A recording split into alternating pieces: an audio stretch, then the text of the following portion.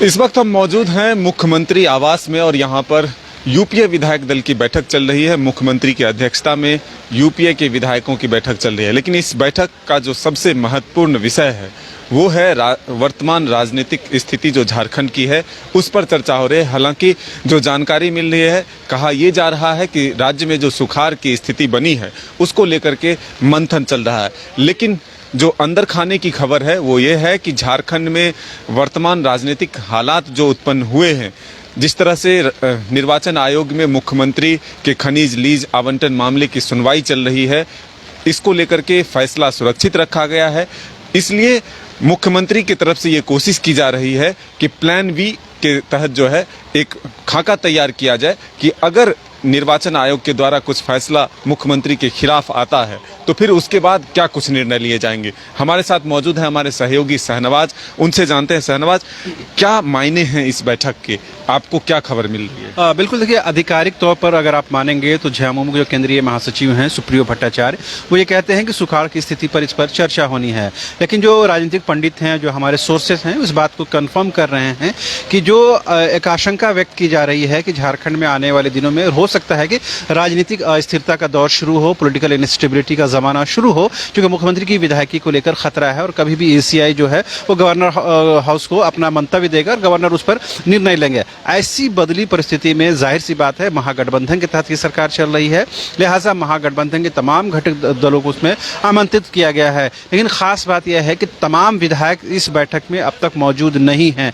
आपको पता है कि तीन जो कांग्रेस के जो विधायक है, जिसमें 3 कैश कांड में शामिल हैं, वो तो जाहिर सी बात है वो नहीं है, क्योंकि उनको सशर्त जमानत मिली है, वो झारखंड नहीं आ सकते हैं। उसके अलावा भी कुछ एक विधायकों के बारे में कंफर्म ये हो रहा है कि वो नहीं पहुंचे हैं, जो भी कारण हो। तो ये कहा जा सकता है कि महागठबंधन की बैठक जरूर हो रही है, लेकिन इसमें तमाम विधायक मौजूद नहीं हैं। लेकिन जो विधायक है उनसे जो बातचीत हो रही है, हमारे सोर्सेस इस बात को कंफर्म कर रहे हैं कि अगर कोई एडवर्स कोई कंडीशन उत्पन्न होता है, यानी कि मुख्यमंत्री की विधायकी पर अगर कोई आफत आती है, तो उस स्थिति में गठबंधन के तौर पर क्या कोई डिसीजन लिए जा सकते हैं, उस वर्तमान चुनौती से निपटने के लिए क्या कुछ बी प्लान पर काम किया जा सकता है। लिहाजा इस पर मंतव्य होना सबसे जरूरी है।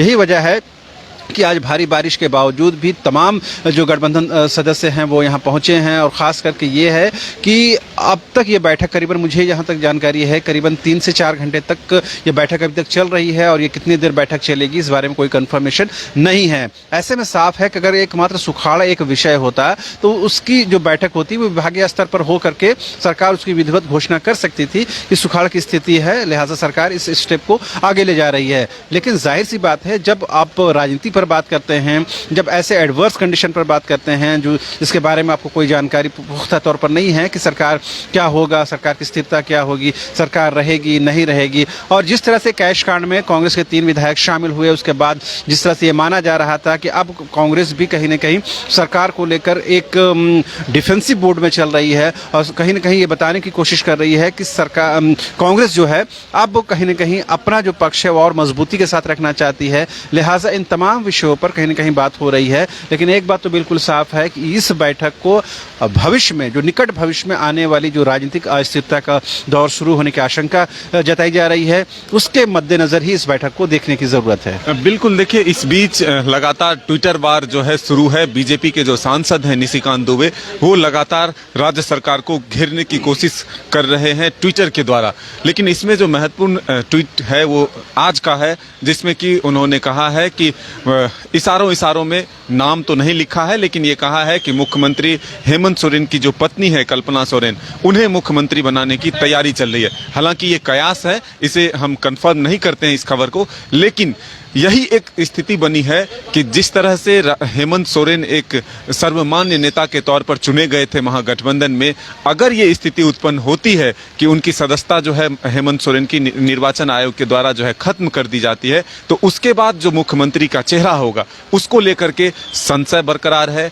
क्या एक सहमति बनाने के लिए इतनी लंबी जो है बैठक चल रही है? इन तमाम विषयों पर हम शहनवाज से जानने की कोशिश करेंगे। बिल्कुल, देखिए एक बात तो बिल्कुल साफ है कि अगर जेएमएम के मतलब सोरेन परिवार।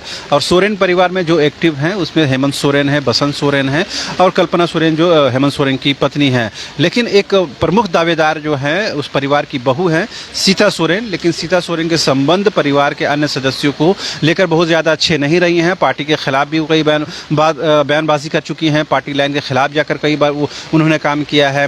दुर्गा सोरेन सेना का गठन को भी इस रूप में देखा जाता है कि आने वाले दिनों में इस सेना को कहीं ना कहीं राजनीतिक तौर पर वो इस्तेमाल कर सकती हैं। लेकिन जो प्रमुख दावेदार है, जाहिर सी बात है सोरेन परिवार से आना है तो उसमें कल्पना सोरेन का नाम एक महत्वपूर्ण है, इस बात से इनकार नहीं किया जा सकता है।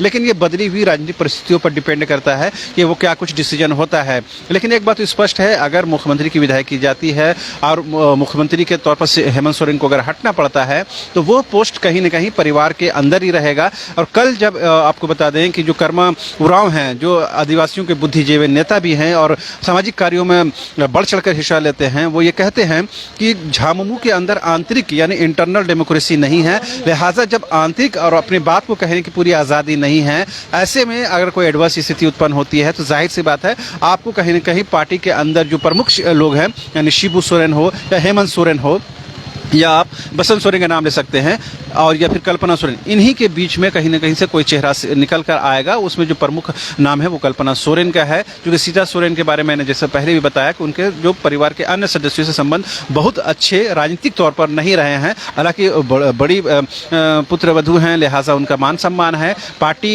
के लाइन के खिलाफ भले वो जाकर कुछ ऐसी बातें कहती हैं, लेकिन पारिवारिक रिश्ता उनका आज भी है, इस बात को एक्सेप्ट करने की ज़रूरत है। लेकिन अब सवाल ये है कि हेमंत सोरेन की सहमति या गुरुजी की सहमति बहुत महत्वपूर्ण है और उस सहमति में सबसे नजदीकी अगर कोई चेहरा है तो वो कल्पना सोरेन का है। तो बिल्कुल देखिए, सब कुछ डिपेंड करता है निर्वाचन आयोग के फैसले पर। सबसे महत्वपूर्ण होगा निर्वाचन आयोग का फैसला, इसका इंतजार तो है। लेकिन जो राजनीतिक पंडित हैं और जो राजनीतिक हालात उत्पन्न हुए हैं, ऐसे में ये कयास लगाए जा रहे हैं कि झारखंड में कांग्रेस के विधायकों को राज्य से बाहर नहीं जाने के लिए कहा जाता है, विधानसभा अध्यक्ष को कनाडा जाने से रोका जाता है। तो अब क्या सच में स्थिति जो है वो भयावह होने वाली है? क्योंकि जिस तरह से हेमंत सोरेन सर्वमान्य नेता के तौर पर चुने जा रहे थे, कोई बगावत नहीं थी पार्टी में, गठबंधन में, तो क्या दूसरा चेहरा जो मुख्यमंत्री का होगा उसको लेकर के क्या विवाद शुरू होता है, इसके लिए हम सबों को इंतजार करना होगा। लेकिन फिलहाल मुख्यमंत्री आवास में यूपीए यानी कि महागठबंधन के विधायकों की बैठक जो है 4 घंटे से भी अधिक समय से जारी है। अपने सहयोगी संजय और शाहनवाज के साथ मदन सिंह, न्यूज़ बाइस्कोप, रांची।